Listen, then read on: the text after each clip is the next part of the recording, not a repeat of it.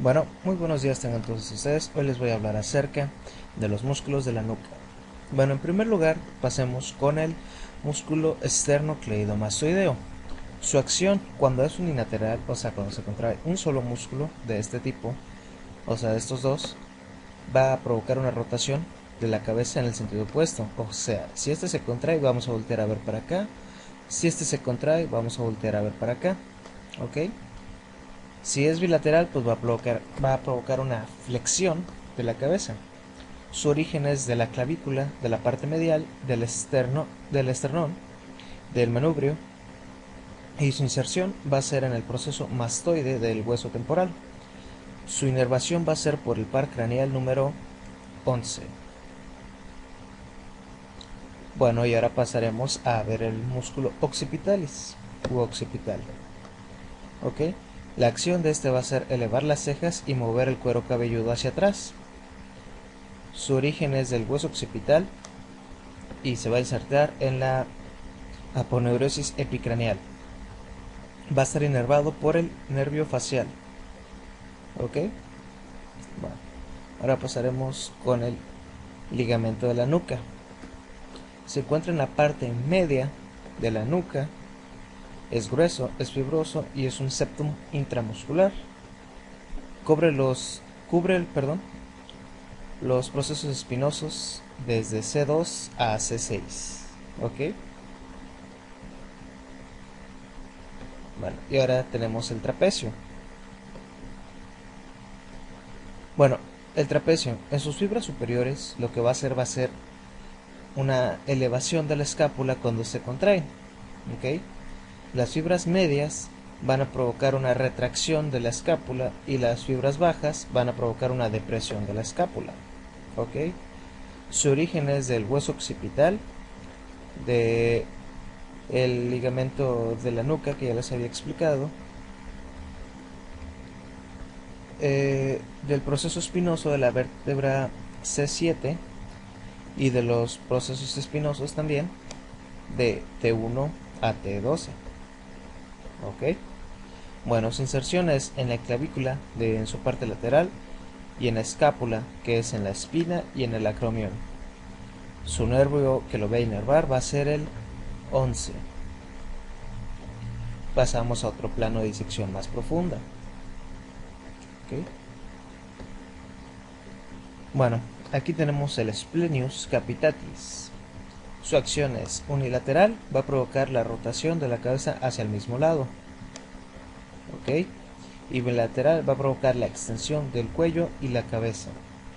Su origen es del ligamento de la nuca, del proceso C7, del proceso espinoso C7 y de los procesos espinosos de las vértebras T1 a T3.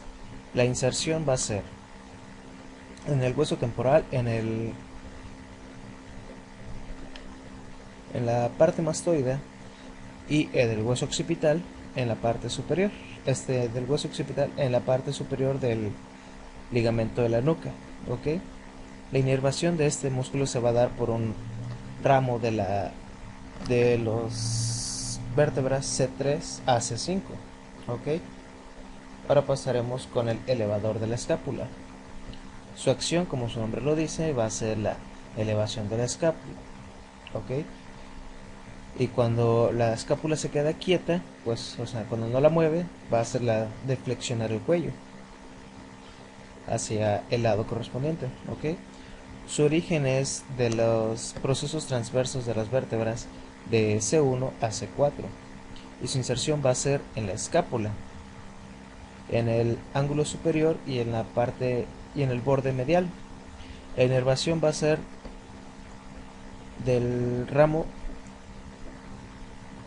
dorsal del nervio de la escápula y también un ramo ventral de C3 a C4. ¿Ok? Y aquí tenemos el splenius cervix. Su acción va a ser, cuando es unilateral, va a provocar la rotación de la cabeza hacia el mismo lado y bilateral va a provocar una extensión del cuello y cabeza. Su origen es de los procesos espinosos de T3 a C6, a T6, perdón, T3, T6. Su inserción va a ser en los procesos transversos de las vértebras C1 a C3. Su inervación va a ser por unos ramos dorsales de C3 a C5. Ok, pasamos a otro plano más profundo. Y aquí tenemos el semiespinalis capitatis.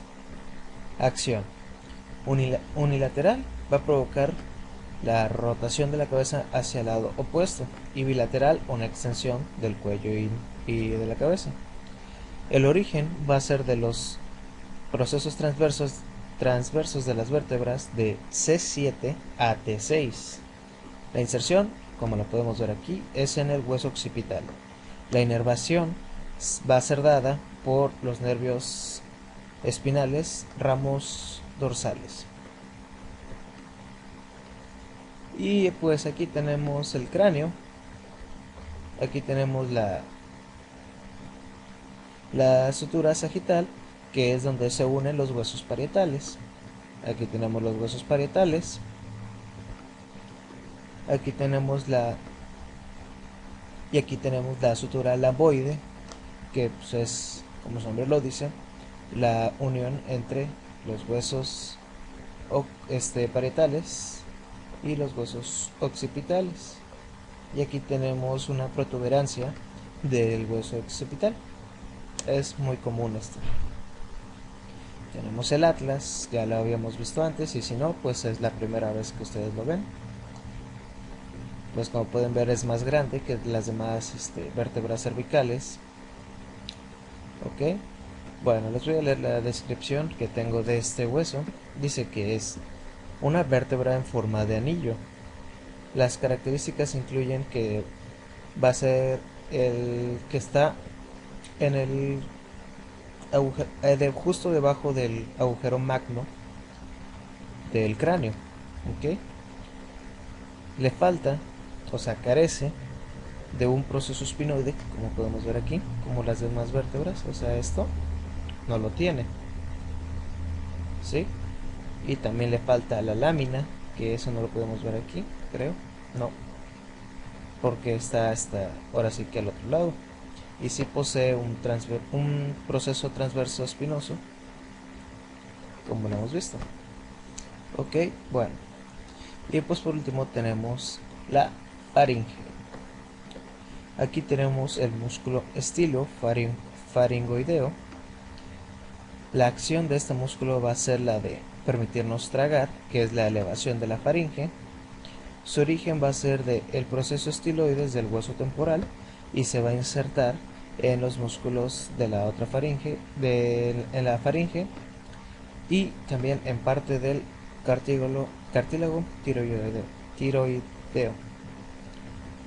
Su inervación va a ser por el par craneal número 9 o el glosofaringio.